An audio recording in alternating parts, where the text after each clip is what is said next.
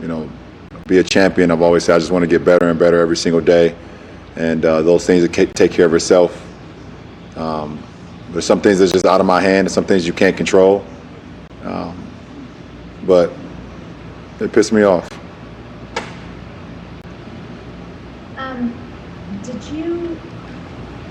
When you saw did you surprise yourself by the reaction you had when you saw those results? Did you know that?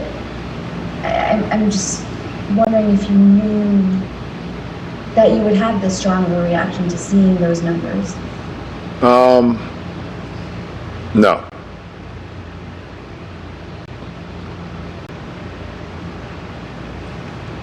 Alec? How good? LeBron, do you feel like the MVP criteria is something that rewards the most valuable player in the league?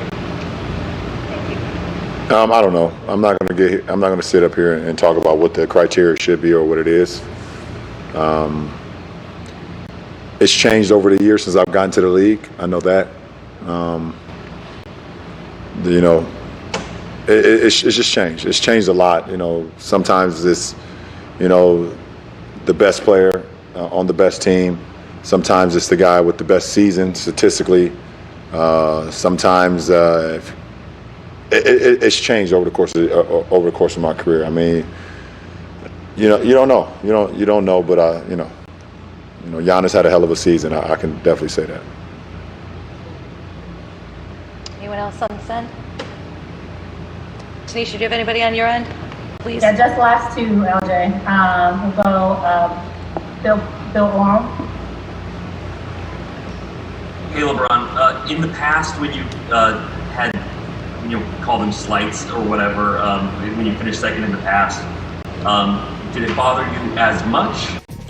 I'm Tony Kornheiser. Yes, we were in high school. Her name was Bess. She went on to marry Harry Truman. Yes. Oh, okay then. Do you think anybody watching knows who Harry Truman is? They don't even know. You honestly, no. They think we're referring to the Truman Show. They have no idea. No idea. Do they know that his middle name S didn't stand for anything? It was just Harry S. Truman. Like we make people's middle names up and use F for another reason. Harry Truman.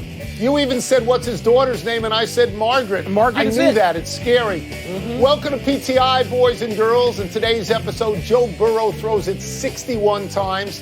The Nuggets and Lakers take the court, and Josh Donaldson gets ejected in a memorable way. But we begin today with the Boston Celtics blowing another big lead to the Miami Heat last night and losing again. The Celtics were outscored by 20 points in the third quarter. And after the game, there was shouting emanating from the Boston locker room. It is being reported by The Athletic that Jaylen Brown and Marcus Smart had to be separated. After all that, Brown said, quote, "This series is far from over," unquote. Wilbon, is it far from over? Well, not necessarily. I mean, if you go 3-0 down or 3-0 up, then it's essentially over, citing the history of the league. I think there's a long way to go, potentially, and I think there will be a long way to go. I now, Tony, don't really think the Celtics will win. I think Miami will win, but I still think it'll be a long, and it's already been a fascinating series. But, Tony, I'm going to attack a little bit, or at least criticize my brethren, the people in our business. We used to cover a lot of games, you and I, for like 40 years each. And we heard screaming outside locker rooms all the time. And Gary Washburn for the Boston Globe, he's a veteran sports writer and a damn good one. And he made this observation in his piece. But I hear a lot of other people who never covered anything screaming about how, oh, this is crazy, and they were fighting, and there you could hear sounds. To me, if you lose these two games the Celtics lost, you ought to hear that. Anything less than that, they're not taking it seriously. I'd throw clubs and scream when I lose to you in a friendly golf match on a Saturday afternoon. They damn better be angry and upset with themselves and each other. And to say this is a big deal, that part of it, I don't get that, Tony. So I'm going to leave that aside, and I'm going to go back to the question, does it feel like it's over? It feels right now like it's 2 games from over, and I like Boston. And I've sat here and picked Boston. Yep. And I look at Miami, and they've got what it takes. They're a really quality team. Jimmy Butler makes big plays. Adebayo makes big plays. Goran Dragic makes big plays. Robinson and Hero make big shots. You watch these, you can lose. You can play pretty well and lose in 4 games if the other team plays better. Miami, you said this the other day, that Miami's good from the top down, and you're right. Pat Riley and Eric Spoelstra, and they got a team. Their coach plays a lot of different people. And you know what, Mike? They're ready to go in the game because they've played in all of these games. Yeah. I still like Boston. I'm not knocking Boston. I am saying to you that Miami looks better right now. Tony, I they just do. mentioned this. I was trying to talk my friend Hans off the ledge, Celtic fanatic. And I said, hey, Denver was 2 games down twice in the last 3 weeks. They came back to force game 7s and won. Also, Toronto was 2-0 down to Boston. They were within a possession, within a single play from winning a 7-game series. So, no, 2-0 doesn't make a series over. You like your position when you're up 2, but it doesn't mean anything definitively. Let me suggest this. There's a lot more pressure on Boston than there is on Miami. And what Miami looks very good at is understanding, other than Jimmy Butler, everybody knows his role. Jimmy Butler can do everything because he's earned that.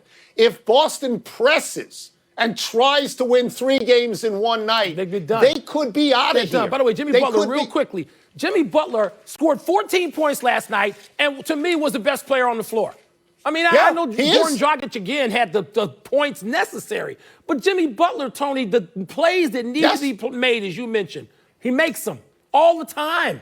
It's great to watch him. He doesn't have to score 40 to do it or shoot step-back threes all night. The Western Conference Finals tip off tonight. The Lakers haven't played since eliminating the Rockets last Saturday, while the Nuggets are fresh off their Game 7 win over the Clippers on Tuesday. LeBron says his respect for the Nuggets is, quote, out of this world, close quote. Tone, do you respect the Nuggets enough to favor them in this series? No, I favor LeBron. I've sat here on this show a lot of times and said you don't go broke betting on LeBron. Okay, their season series was 3-1 L.A., and the one game Denver won. LeBron did not play in that game. I'm just going to say this to you, Mike. We can talk about the basketball part of it all you want.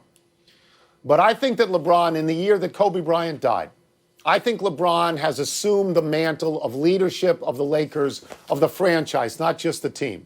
He's put that on his shoulders. I think he's going to drive that team to win a championship. Mike, I really do.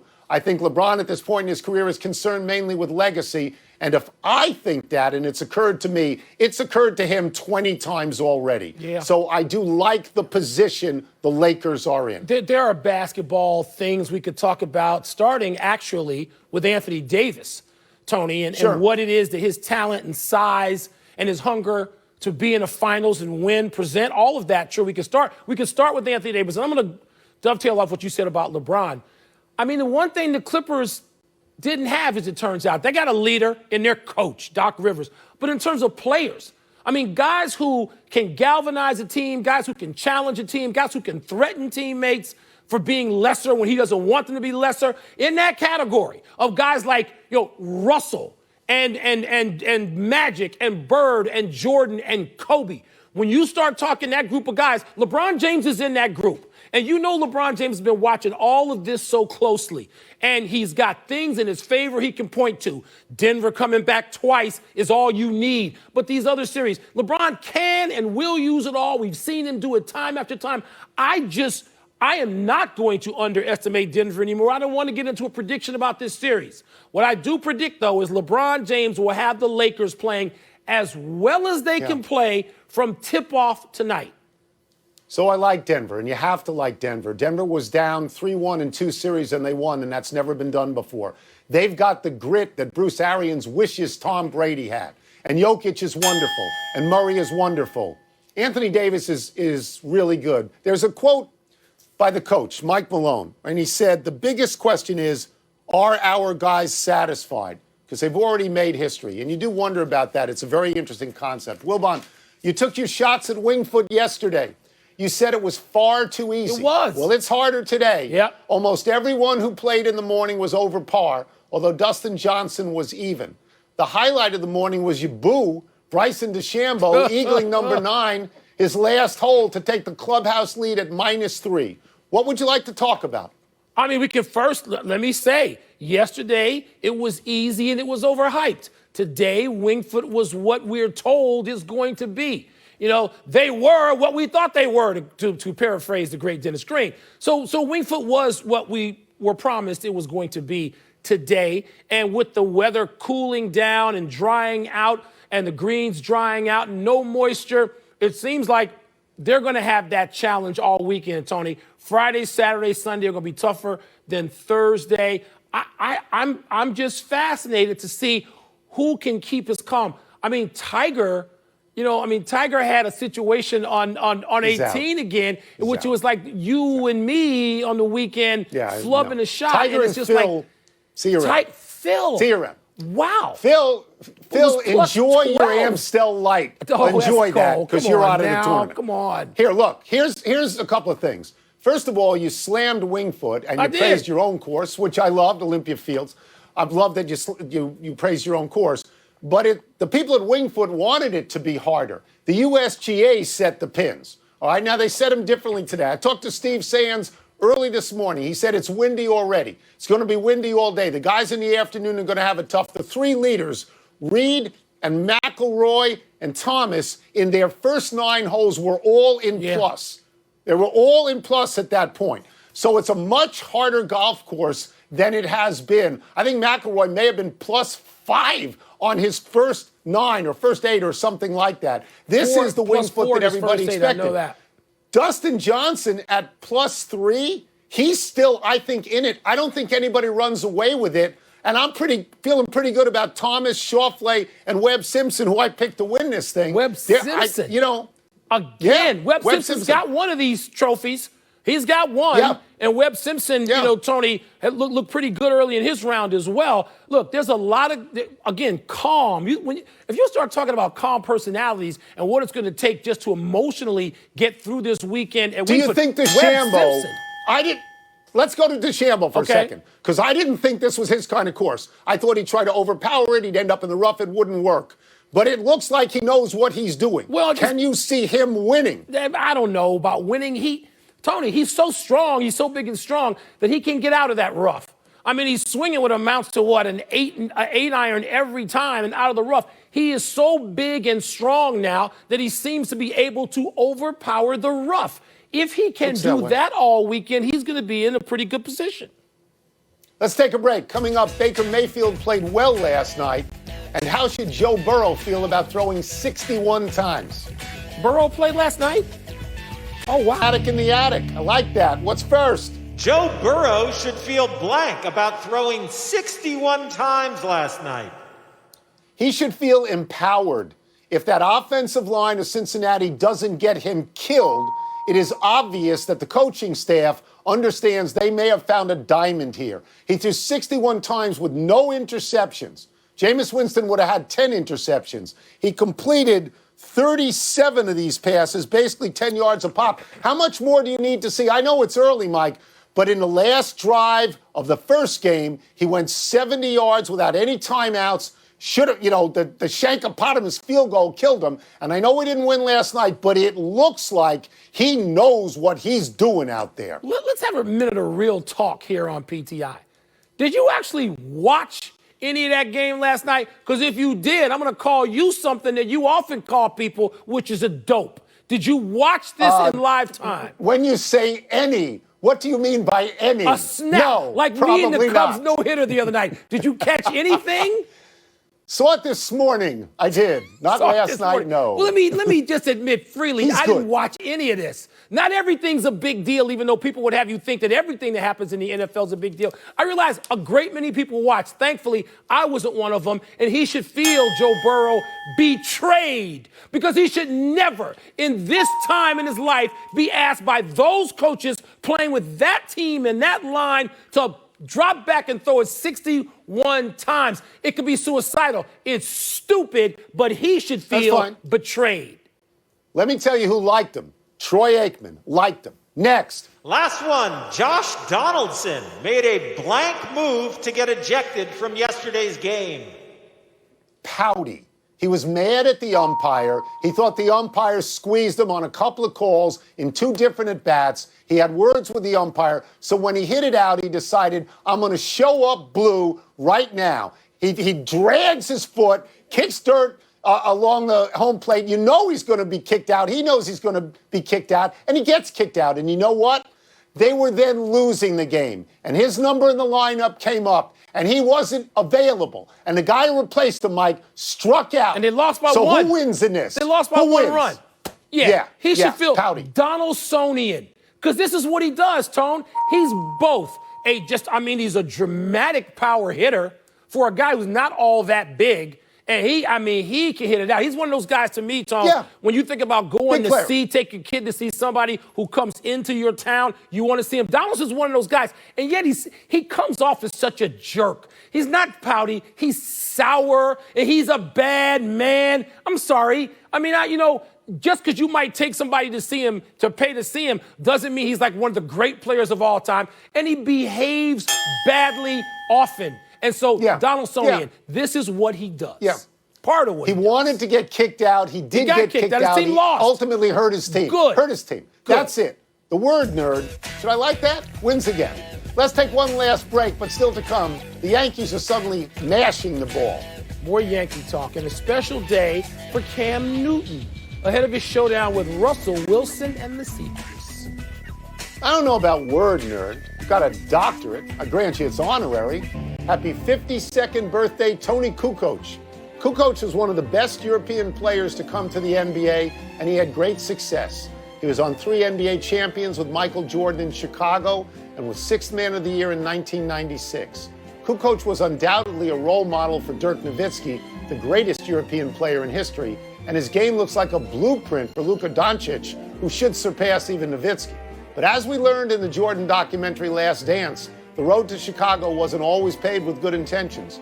Jordan, and especially Scottie Pippen, resented that Jerry Krause coveted Kukoc. So in the 1992 Olympics, Jordan and Pippen set out to destroy Kukoc on the court. When Kukoc's Croatian team played the Dream Team in a group game, Jordan, and especially Pippen, hounded Kukoc into a 4-point game on 2 for 11 shooting and 7 turnovers. In the gold medal game against the U.S., Kukoc had 16 points and 9 assists, but the point was made. Tony, it was a bit of an initiation. There was a little hazing in that Olympics, which was tough to watch. It probably helped Kukoc in the long run, and he became very close with Michael and Scotty along the way, to my knowledge, and I have some experience with it. I've played a round of golf or so with Tony Kukoc. He's a wonderful guy to be around. He loves both of them, no matter what happened in 1992. So good for them. Worked out. Happy anniversary, Cam Newton. On this day 9 years ago, the number 1 overall pick in the 2011 NFL Draft by the Carolina Panthers set an NFL rookie record by throwing for 400 yards in each of his first 2 games. Newton had just come out of a spectacular Heisman Trophy season at Auburn, and his trajectory all the way through his MVP and Super Bowl season in 2015 was nothing but up. But it turns out those are his only 400-yard games he ever had in the 126 games he has played. Newton began to get hurt, his productivity and availability declined. Carolina ultimately had no desire to keep him, and he became a free agent. He went unsigned for a long time and finally landed in New England on a 1-year bargain deal. So far, Newton seems to have found tranquility under Bill Belichick and Josh McDaniels, but it's early. The 3 words most associated with Cam Newton's career now are, if he's healthy. All right, Tony, what's it going to be this week in Seattle for Cam Newton? Are we going to see him running the ball like he was at Auburn and like he did last week for Bill Belichick in their debut together? Or are we going to see Cam Newton throw the ball, which he can also do, as evidenced by those 400-yard passing games at the beginning of his career? You want to hold the ball against Russell Wilson. You don't want to give him the ball, so they'll run a lot. Happy trails to the New York Islanders. They took Tampa Bay to overtime last night, but ended up losing Game 6 and losing the Eastern Conference Final 2-1. This puts Tampa Bay and Dallas in the Stanley Cup Final, the first time ever that both teams are from traditional hockey hotbed Sunbelt states. It's also the first time an assistant coach will face the man he assisted in a final. Dallas head coach Rick Bowness assisted John Cooper in Tampa for 5 years. Winning playoff series in overtime is the norm for Tampa Bay this year. They beat Columbus in overtime in Game 5 to win that series. They beat Boston in double overtime in Game 5 to win that series. And they beat the Islanders in overtime to win this series. Let us credit Tampa Bay for taking to heart what happened to them last year when they were the #1 seed and they were swept in the first round by Columbus. They buried that embarrassment by beating Columbus this time around. If you're looking for a reason to pick Tampa Bay over Dallas, note that in the last 4 NHL seasons, no team has won as many games as Tampa Bay. Tony, I'm going to give Tampa Bay a little institutional credit. I'm not going to suggest that they're the Montreal Canadiens of the 50s and the 60s and 70s. I'm not going to suggest that. But this is their third time in the Stanley Cup final. They beat Calgary in 2004 in 7-game series, lost to the Blackhawks in 15 in a 6-game series. But this is their third time. And you know what? For teams coming to the Sun Belt, which haven't been all that long anyway, it's pretty good. It was really nice of you to mention how the Blackhawks beat them. That's well, very nice. I should leave that out. We are original 6 guys. How do you feel about 2 Sun Belt teams for the first time? You okay with that? You think it'll draw? I'm not necessarily okay with it. I'd like to see an original 6 team in there, and I know you would too. But we're old and we're from frozen places, so that's how it goes. All right, let's go to the big finish. Let's Your boy do it. Giannis was named the league MVP for the 2nd straight season. Your thoughts on this miscarriage of justice? You owe an apology because all season long, including that first weekend in March, where you proclaimed that LeBron had won because they'd beaten Milwaukee, they'd beaten the Clippers, and that wasn't going to happen. LeBron's still the man. It didn't change anything. But Giannis was the MVP legit. The Yankees have hit 19 home runs, regular season award. In their last 3 games, the Yanks home runs. Are they back on track even with some of those phony little 280-foot jobs? Yeah, they've won 8 straight. This is how they're built. They're built to hit a lot of home runs and hand the ball to Garrett Cole. That's what they do. Naomi Osaka will not play in the French Open. I'm sure you're disappointed. I am, Tony. No Osaka, no Serena, but they got injuries you better be careful with. An Achilles for Serena, hammy for Osaka, be careful. Yeah. Tomorrow's Baylor-Houston game postponed. I think this is a big deal. What about you? I think it's the right thing. I mean, it's coronavirus. You got to have correct protocols. You play the game down the road. You don't put anybody in jeopardy. You play smart when you play. Last one, the Citadel, rocking it. They're at #1 Clemson tomorrow. I am sure you're smelling upset. There's less reason to watch that game than there was Browns-Bengals last night. Please. There's not going to be any upset. There's not going to be any drama. Clicker, clicker, clicker. We're out of time. Trying to do better the next time. And I'm Tony Kornheiser. And I'm Mike Wilbon. Pardon the interruption.